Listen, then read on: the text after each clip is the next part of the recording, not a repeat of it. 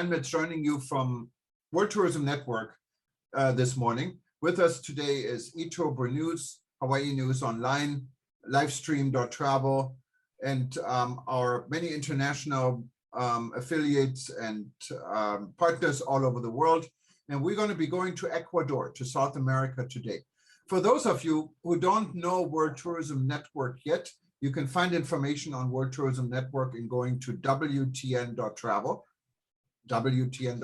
or when you're on any of our websites, click on the link, and you find that World Tourism Network is a fairly new organization. We only started in December, and before it was known as Rebuilding Travel. And actually, that's what we're going to be talking about, rebuilding travel in Ecuador in a very special way. The World Tourism Network currently has members both from the private and public sectors in 128 countries. It's open for anyone. It's free, or in some cases, there's a small fee to join us. And we have, I think this is now our 247th discussion since we started on Zoom. So we've been quite active, and we would invite anyone who's not a member to become a member. Simply go to WTN.travel. And if you put in our invitation code Ecuador, it's going to be completely free for everyone for the rest of the year. Just put in Ecuador as a code, and you can join us for free. But today, we're going to talk about a sustainable tourism project in progress in Ecuador. And of course, Ecuador, for those that may not know where Ecuador is, it's in South America. It's a country where you can actually pay with the US dollar. And it's north of Peru in the Andes Mountains. And it, of course, for those that don't maybe know much about Ecuador, they know Galapagos. And that is probably the trademark in the Pacific Ocean. But we're going to learn a lot more from Sebastian and our Ashish. Sebastian's actually joining us from Quito, that's the capital of Ecuador. And Ashish is joining us from Florida in the United States.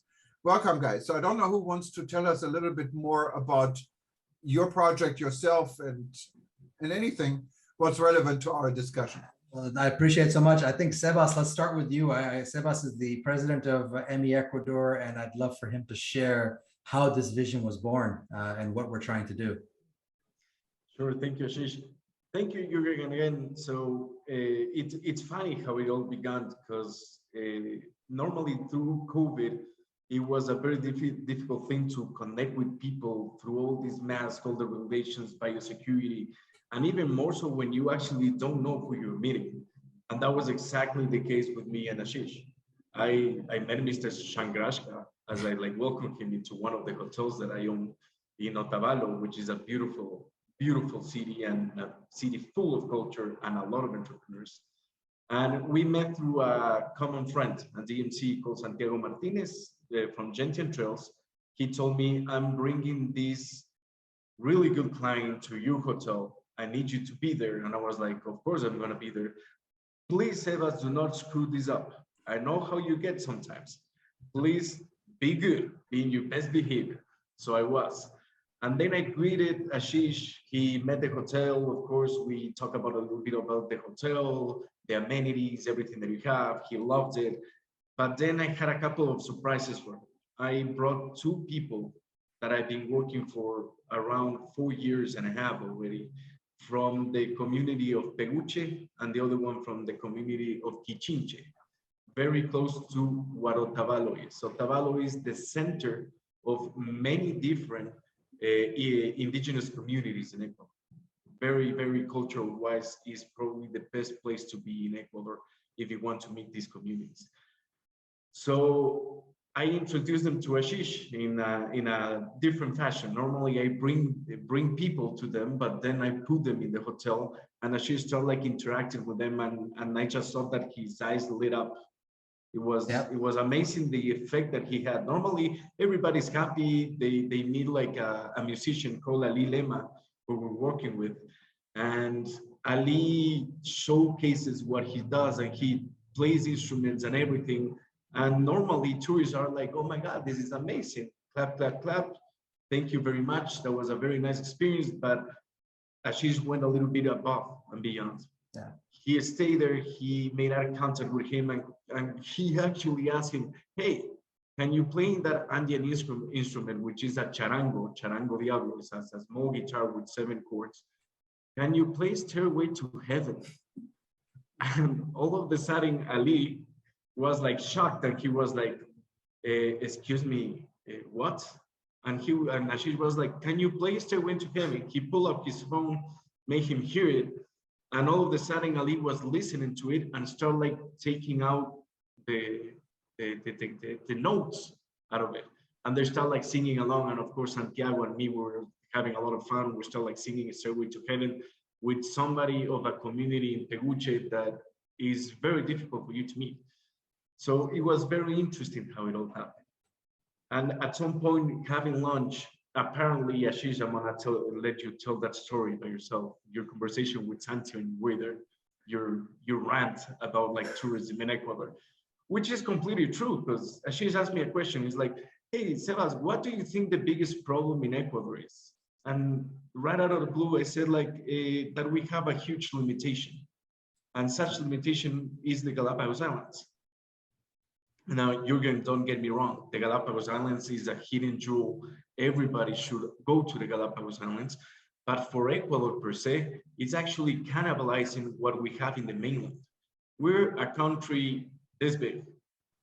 We're like a really small country in which you can find so much diversity, both cultural, nature, animals, fauna, whatever you want. But a lot of people are missing this picture because they only are set there as they're just focused in the Galapagos.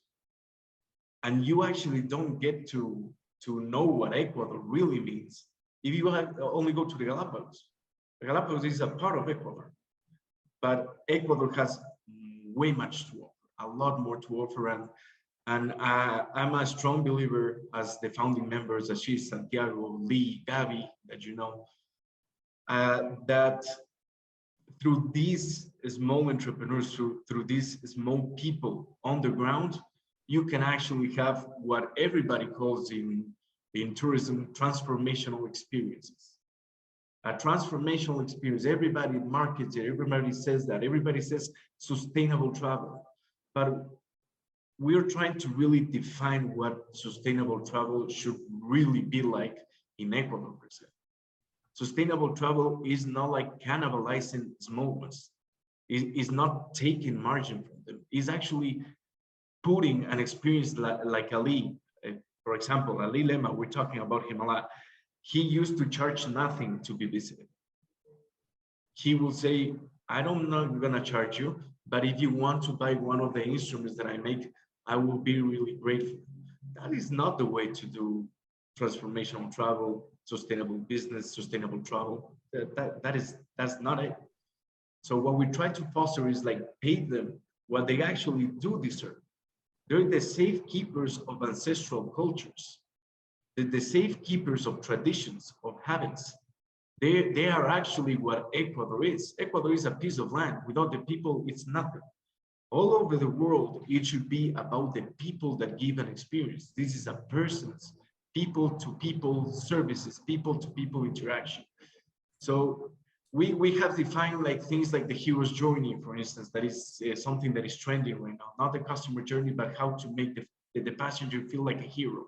Right. And through these small entrepreneurs, hence the name Micro Entrepreneurs of Ecuador, ME Ecuador, is the best way to showcase them into the world and to start thinking about tourism in a different way.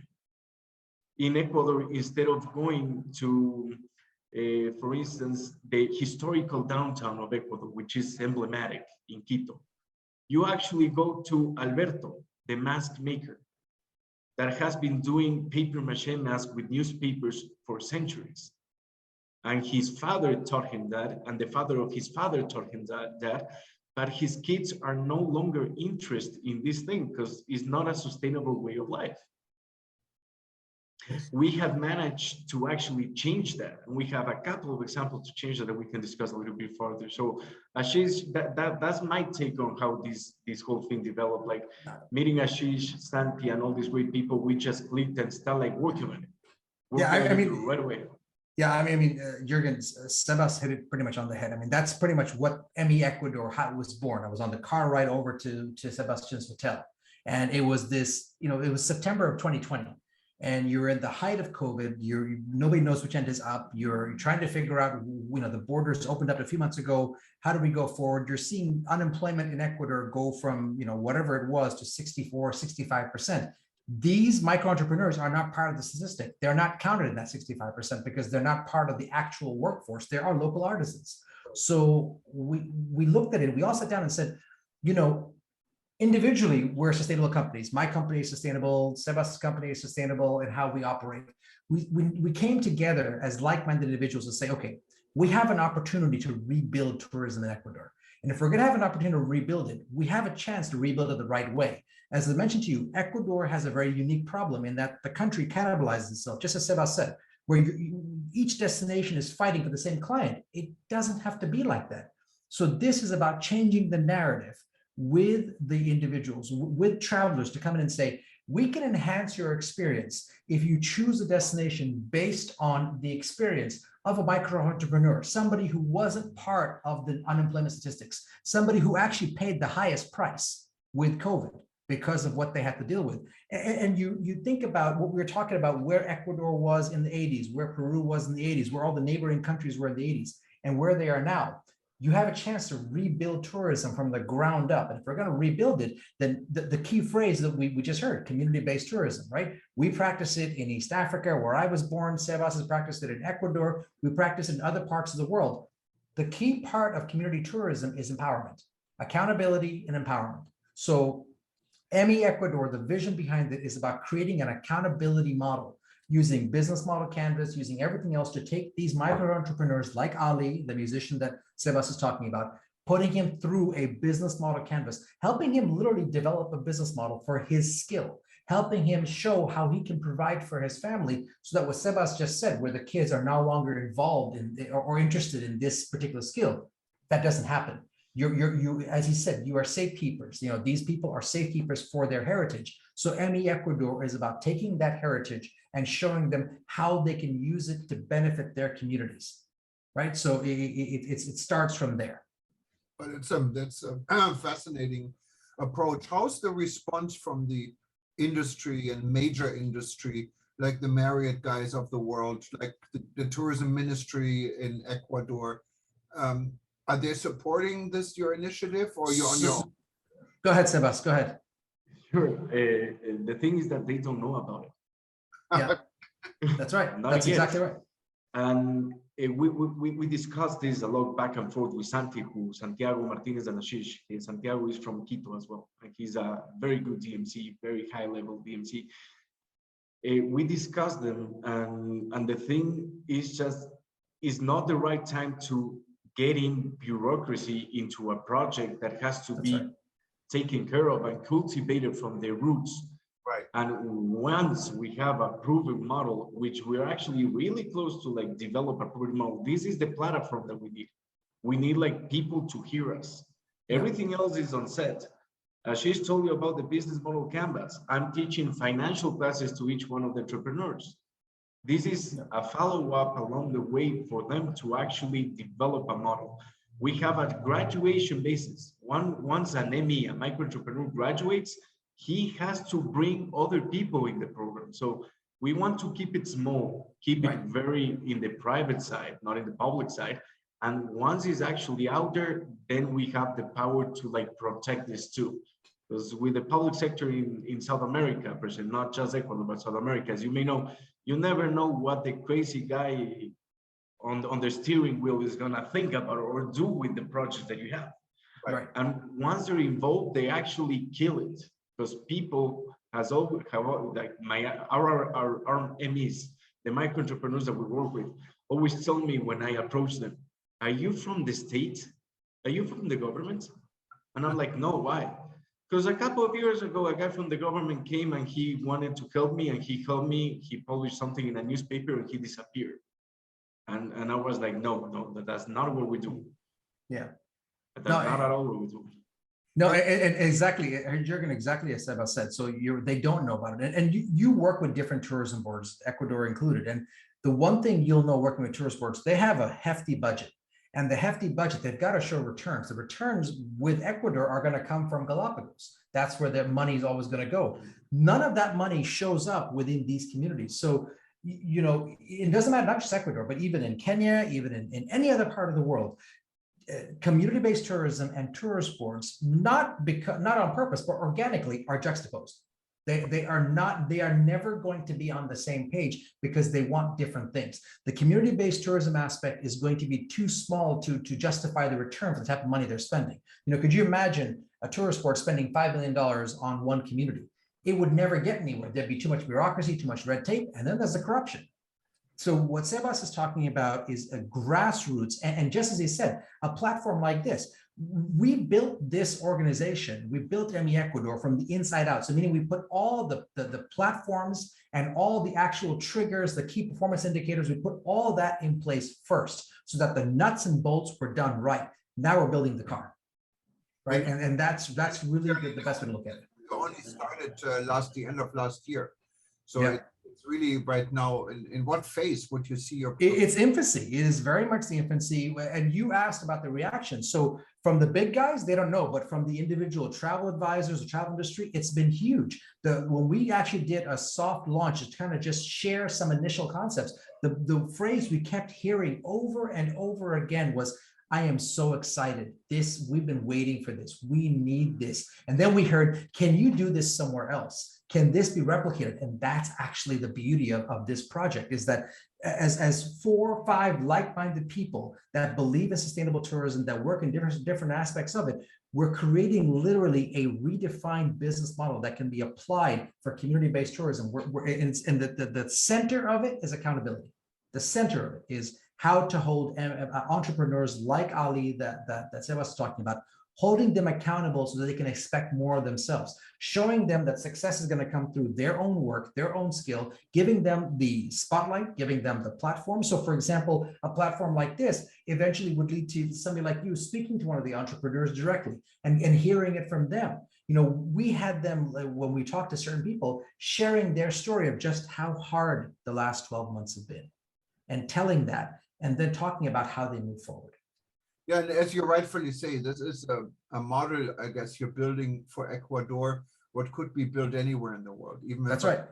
My own neighborhood in Hawaii, we have been talking a lot about keeping our culture and keeping our traditions. And obviously, I'm not Hawaiian, but the tradition of the Hawaiian people, the native people alive, what is a big struggle. Just the language alone is disappearing. And you're finding projects like this in Jamaica. We had the Jamaica Community Tourism Project on one of our events, what they're doing to bring tourism back to the communities. And you mentioned Africa and Kenya. There are thousands of projects like this. Mm-hmm. Unfortunately are failing. They have good intentions, and because of the model, because of the internal nuts and bolts, because in Kenya in particular, there are conservancies that work and community-based conservancies that don't, because they don't have the business model canvas on the inside that Sebas actually put into place. They don't have the accountability model that actually takes a local community and hold them in place, that actually say, look, this is how you're going to succeed. This is what you have to bring to the table. This is what we are bringing to the table. And then showing them a path forward. Otherwise, normally it's okay, we're entering into a partnership or a land conservation trust or whatnot. But then, just as Seba said, after one newspaper article, then what? This is a long-term approach. Yeah, and besides adding to that, sorry, when the private sector gets involved, they give hands out for free. Right. They give hands out to the MEs. So these small communities all of a sudden get like a huge injection of money, of propaganda and everything. And that's why they fail, because they are not taught how to do it. They are expecting some external person to do it. And that goes against the sustainability concept. Sustainability is creating sustainable environments that can finance themselves, that they can live by themselves without the help of an external factor. So what we're trying to do is exactly that. And it also depends a lot on the people, on the micro entrepreneurs. If they're not passionate about what they do, if they see this only as a business, it's not going to work. Not gonna work. Exactly. Because they're going to end up becoming tourist traps.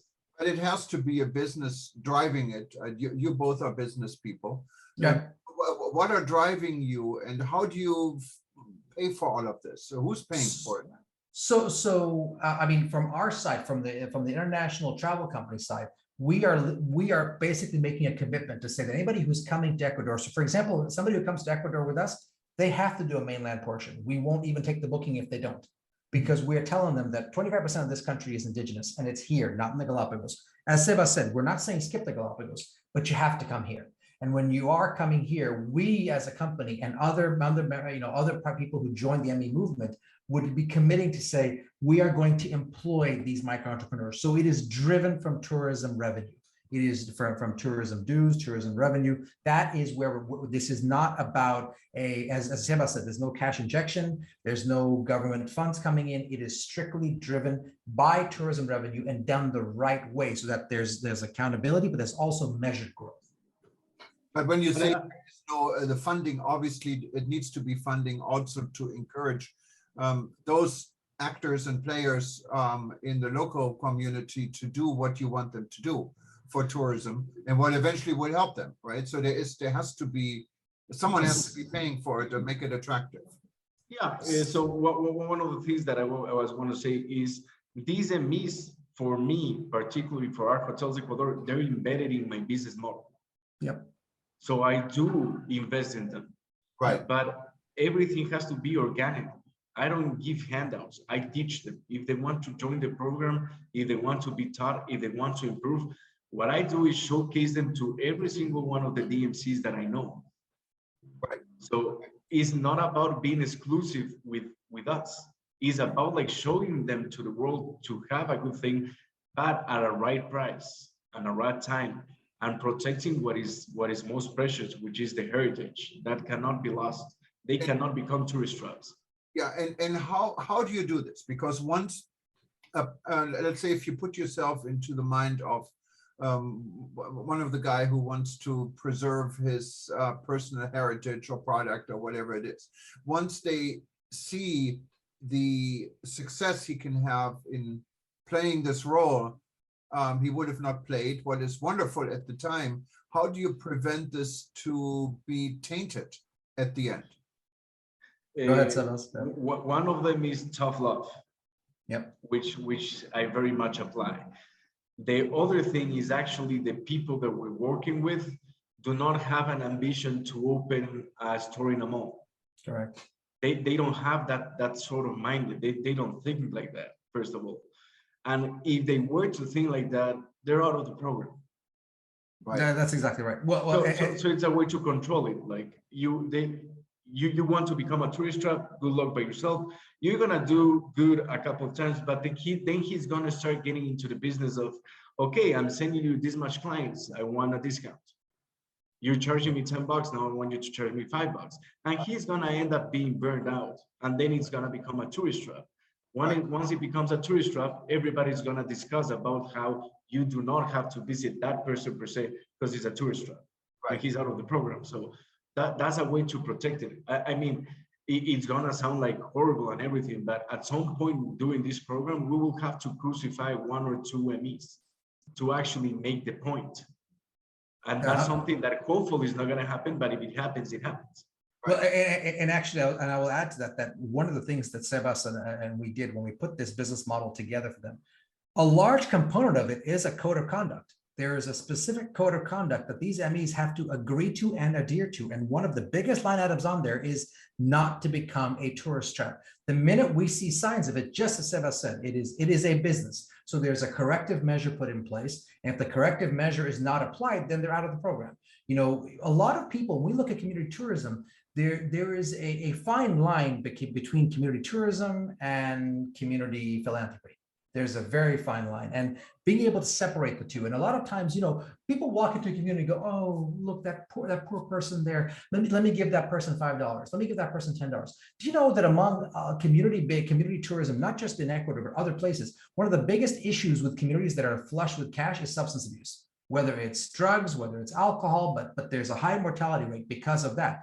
This is about reversing that, not just in Ecuador, but anywhere else as well. So the strongest part of it is the code of conduct, is the specific code of conduct to say, okay, if you are in this program, then you have to adhere to these rules. And as Seba said, these rules are hard and fast. They're not bendable, they're not breakable for sure. There is tough love that's there. And if they don't adhere to it, then just like any business would, you say, okay, you are not the right fit. We have to move on. And we have to go from there. Something else that's in the business model is that every ME that comes in has to have a give back component within their revenues to their community. So the beautiful part of that is if they become greedy, let's say, for example, or they become a tourist trap where they start pocketing the money, forget about us. Their own community is going to hold them accountable because now they are reneging on the promises they made to their neighbor and to their friends and to their family and everybody else in the community. So it is designed accountability from the top all the way through to the community, to their children, their neighbors, their friends, their family, and everybody else. That model has worked in East Africa. If you look at poaching rates in Kenya, within areas in the Northern Raisins Trust where there's communities involved there, the poaching rates there are a third, if not less, than what they are in other parts of Africa. Same thing applies here in Ecuador. When you start actually applying this where there's a give back component to the community, which is part of the business model canvas, that there's a criteria and that code of conduct. Now, all of a sudden, you have enough controls in place where that ME cannot get touristy because he risks leaving the program. And there's too much to lose. Right now, this platform where you could speak to him, the platform where they can go get on Zoom, do webinars, like we have one next week that's actually demonstrating, all of that goes away. Our time, Sebas's time, everybody else's time, as he's talking about investing in them, whether it's money, whether it's time, but everybody who's part of ME has made these micro entrepreneurs and the whole sustainable aspect behind it part of their DNA, part of their fiber of their company, and why they're part of this. Now, this project right now in Ecuador, you're starting. How big do you think it's going to get? Obviously, Ashish, from what I understand, you're running a DMC or you're running a tour operator? It's a hybrid, the tour company / DMC. We're a DMC in another country, but we're a tour company in the US as well. Okay, and so then you not only deal with Ecuador, you also deal with other destinations. Yeah, and we've seen this occur. We've seen this occur in so many places. We've seen, and just as you said, we've seen it done the wrong way in enough places to know how to do it the right way. And that's actually what endeared me to Seba so quickly, was the fact that he knew exactly what to do. You meet somebody within the first, you think you have to explain what you're trying to do. With him, within the first 30 seconds, I just stopped and said, okay, you understand. You get it. And so our listeners understand. Sebastian, what is, besides being involved with Ashish in this program, what is your business in Ecuador? Well, my business is Art Hotels Ecuador. We have 3 hotels and we're going to open another one. Right. All of them high-end luxury boutique hotels. Okay. And I'm the CEO. Okay. So basically, your interest in a nutshell, Ashish, is to, for Sebastian's benefit, to sell Ecuador in a different way. So you attract a different type of clientele outside the regular norm of clientele. So it's not like an Expedia where you look for everyone. No, correct. Providing a product what is unique to these clients. And the limits are set with the number of rooms you offer or with the number of hotels, basically, naturally. So you could not necessarily. Okay. Not necessarily, because at the end, we as ME Ecuador, we're trying to showcase the micro entrepreneurs. Right. Once they get known, everybody can book them. That's right. Not only through us. We don't believe in exclusivity. We believe in collaboration. That's right. Collaboration is the way to make things happen. Exclusivity, we cannot become owners of these MEs because that's not ours. That's them. Right. That's right. That's one of the major points. Like, everybody tells me you have to keep this like silent. You don't have to like show them to other people. I was like, why not? Yeah. Exactly. And they're like, because they're going to steal your ideas. Perfect. If they steal my ideas, I'm going to keep like generating ideas and at some point I'm going to do good. Yeah. And besides, who is introducing these MEs to other people? Us. That's right. Right. No. I see your point, and it's because it's really a community project. Well, it's not. That's why I was trying to get. It's not about Ashish sending clients for your hotel. It has a wider picture. But that's right. Yeah, but who Yeah. But see, my concern is even looking here at Hawaii, looking at cases I know about in, for example, in Indonesia, we work with on similar projects. And putting COVID aside now, COVID, of course, makes everything different. But many destinations have a worry what is over tourism. Right. So when it comes to what are the limits of how sustainable can a destination be, and how can you maintain this uniqueness of a destination without overcrowding it? And then it becomes more generic and more profit oriented, and all these initial charm would probably disappear. And that's really a good example here, what is happening in Hawaii. Right. So think about what you said earlier about whether the big guys are involved. What you just said is exactly why they're not. Right. We're not looking for them to be involved. Right. So me as Big Five, Sebas as Art Hotels of Ecuador, we work together organically anyway. Right. So that relationship has already been established. That's been there for a long time, and we work well together. So my company books his hotels. We have my clients come out happy. That part is there. This is bigger than him and I, and he's exactly right. It's that the fact that we want people who are like-minded. What's beautiful about this is, yes, anybody can book it, but how many people actually understand what it means? And that's what ME is about to say, rather than just having a free-for-all to say, okay, well, here's Ali or here's Claudia, anybody can come in and book them, whatever. You got to be part of this movement. You got to actually understand what ME Ecuador is about. You got to actually, whether you book it through Big Five, my company, or through Art Hotels, that's not the point. It's the idea that these MEs that are there. So whoever is coming in and joining us in this movement, they are committing. And it's not just travel companies, not just hotels and DMCs and tour companies, travel advisors as well. We want them to be part of the movement as well, to have that discussion, because the notion of sustainable tourism is becoming more and more prevalent in initial discussions and planning trips. You know, on a recent survey, I would say 9 out of 10, because we've done the survey for 6 years, 9 out of 10 travel advisors say that sustainable tourism actually influences their clients' buying decision, but they don't actually know what it means. So how do you educate the tourist, your client? Obviously, right, you have an interest in selling your product. You don't want to scare your client, but then you have a responsibility to the product, because if you don't do this right, this is going to be short-lived. So how do you educate the consumer? Well, I have a thing over there is a strategy of pricing. So the prices to visit these MEs are going to be high, right? So not everybody can actually visit them or meet them because of a budget. Let's say that, right? So that's actually one of the things, exclusivity. These things have to be exclusive. They are worth, each one of the minutes of these MEs is worth gold, because they're actually passing to you the deep knowledge of the culture per se, their habits. They're opening the doors for you. So that's one of the main things that you have to understand. Like, and another thing, going back to the question, like how this is not going to become a business for them, or being crowded or over tourism, which happens in Barcelona, and people actually don't like to live in Barcelona anymore because of that. It's funny that you say that, because once I do a test to the MEs and I tell them, okay, in 2 weeks, 3 buses of 60 people each are going to visit you 1 hour after the other. Can you take that booking? And they're like, but where am I going to fit 60 people? My workshop is only for 10. And how am I going to manage these 60 people? Do I have to remember 60 names? I don't think I can do it. And to be honest with you, at the end, they tell me, I don't want to do that. I'm gonna get burned out, and I like what I do. I don't want to like lose the passion of the things that I do. This is not a job for me. I'm trying to make a living out of this. This is not a job for me. I don't want to lose something that I actually cherish. So there's a lot of like blockages over there in terms of like not overcrowding them and them not becoming tourist traps.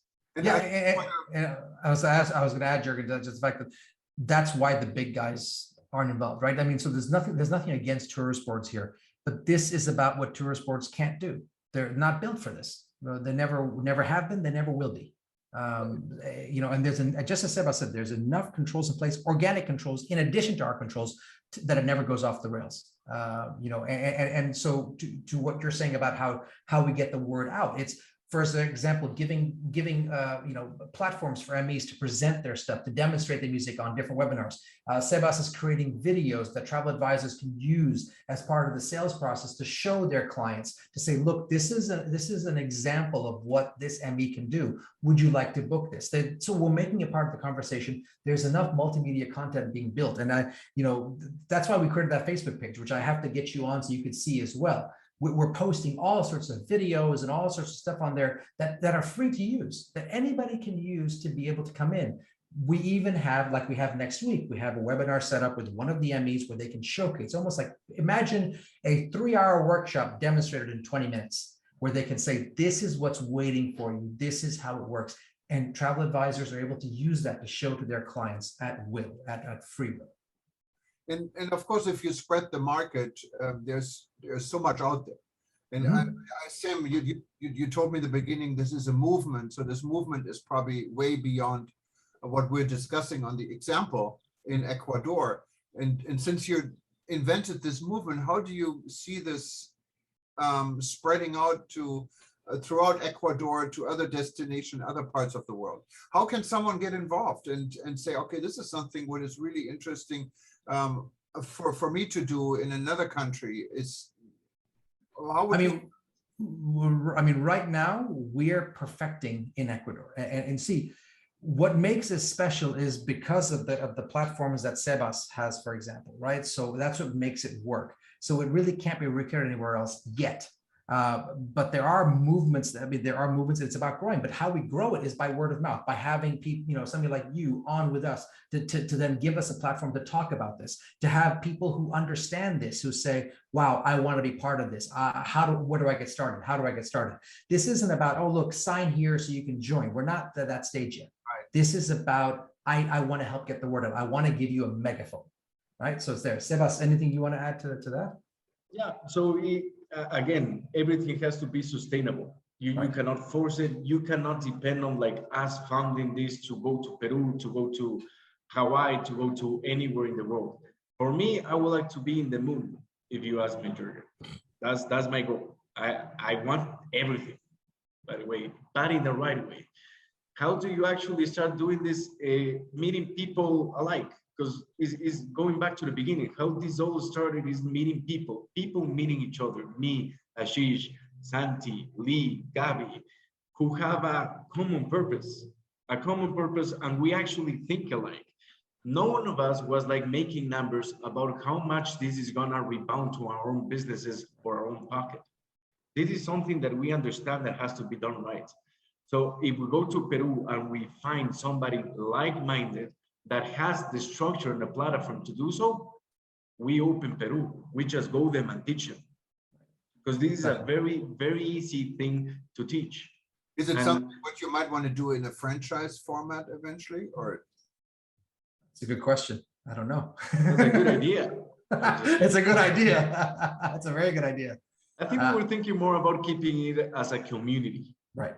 If it's really easy to lose the north about what ME Ecuador and making it a business will be the wrong Absolutely. turn. Absolutely. Because if we want to be big, like if we want to go to the moon, to every single country that we can, we are going to become a big force, a big guy, a powerful source, a tourism council. We're going to have a lot of money and everything to do it.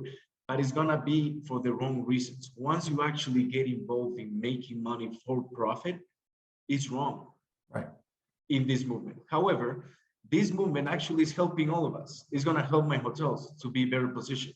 It's going to help Ashish to sell something completely different in Ecuador. It's going to help the micro entrepreneurs. So we're talking about circular economy in a good way. But ME Ecuador has to be an entity that is outside of the business interests and looking towards safekeeping the model. Right. So it lasts. No, it's definitely a very interesting project. On Saturday, we're hosting the World, and I'm sorry if I get this wrong now, but WFTGM, I think it's the World Federation of Tour Guide Association event in Serbia on this very same platform live. We're going to have our friends throughout the world. These are those people representing tour guides and tour guides themselves from all over.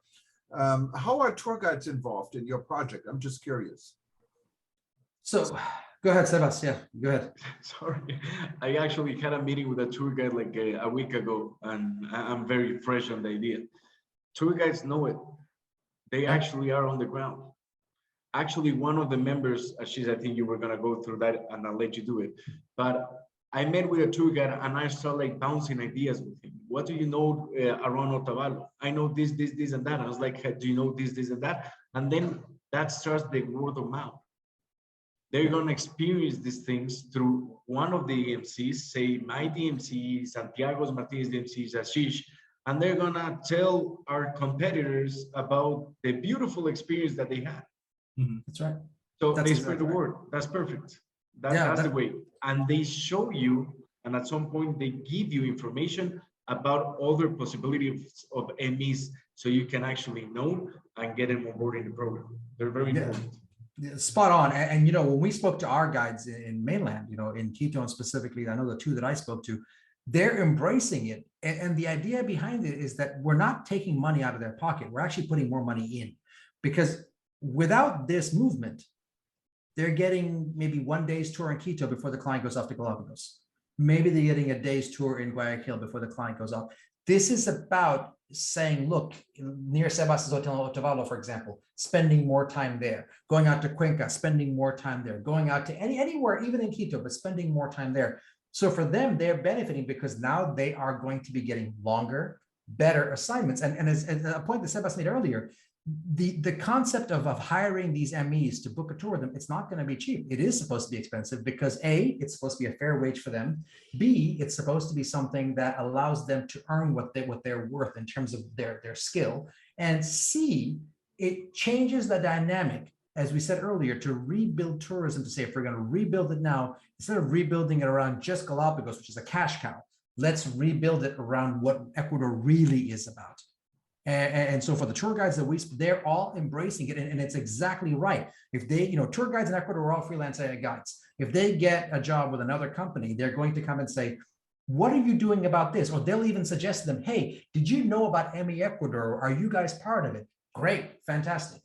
You know, the beautiful thing about open source, you look at modern civilization, you look at modern society, look at Android phones or anything open source technology. Everybody said, "Oh my gosh, no! Don't write open source code. It's going to be horrible. It's a disaster."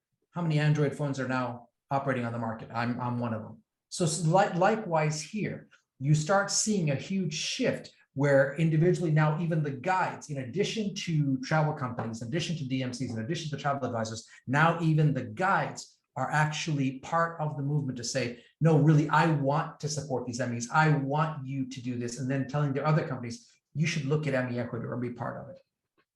No, it's fascinating, and I'm so thankful for you to be part of our discussion today. And I think a lot of our listeners and viewers are going to be equally fascinated.